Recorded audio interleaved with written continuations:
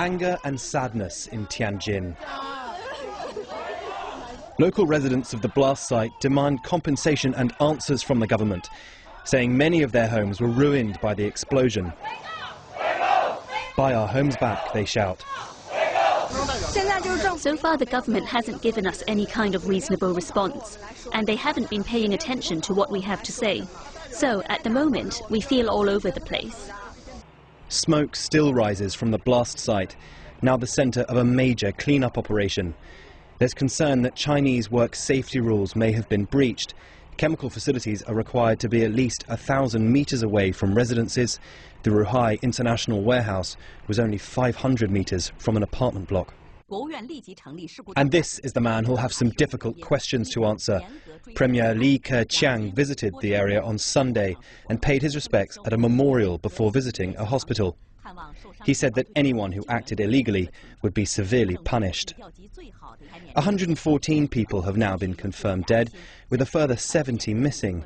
China's emergency services took a heavy hit. 64 of those still unaccounted for are firefighters. But this too has also raised concerns after reports that some of those first on the scene may have used water to douse the flames, something which can cause sodium cyanide to explode. With so much controversy brewing and so much pain for those affected, the investigation into one of China's deadliest industrial accidents will need to find answers fast. James Longman, BBC News. The residents here have been demanding that the government buy back their homes. Essentially, they do not believe that the quality of the air and water in this city can any longer be assured. The police are allowing these protests to take place at the moment, but they're here keeping a very careful watch. And there are signs that the whole story is now being very sensitively managed by the Communist Party.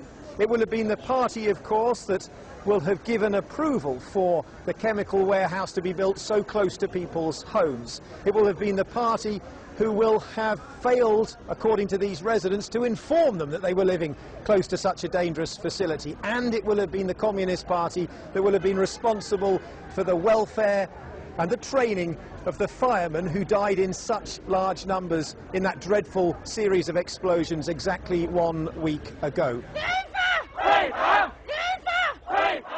There will be a need to quickly apportion blame, and there are signs that that may have already begun, with state media reporting that 10 senior executives from the company have now been taken into police custody. But as always in China, questions about the responsibility for any individual incident can very quickly become questions about the legitimacy of the system as a whole.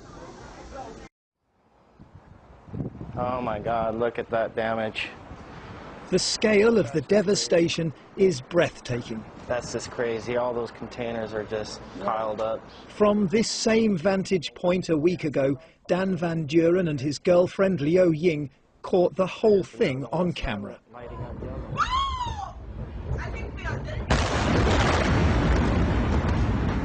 I totally didn't expect the last explosion. It was like a nuclear bomb. That was the big one. Could you actually feel the heat? Oh yeah, I felt it on my eyes, on my eyeballs. It's just like it was cooking my eyes. Chuen Li was one of the first firefighters at the scene. He was knocked unconscious, but more than 100 of his colleagues are dead or missing, including his wife, who worked as a cook on the same fire crew. We knew there was a fire, he told us, but we didn't know what was burning. Later, I saw on TV that there were 700 tons of sodium cyanide. It's an extraordinary admission. Chinese state media has been reporting that the use of water on a chemical fire may have made things worse. Better information could have saved many lives.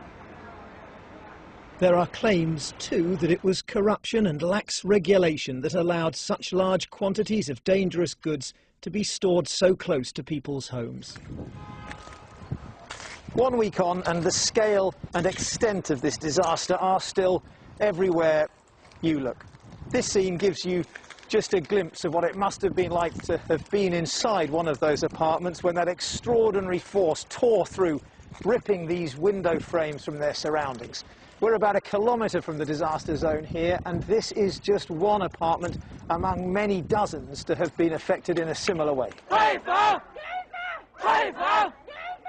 Local residents do not believe the promises that the air and water are safe. They want the government to buy their damaged homes.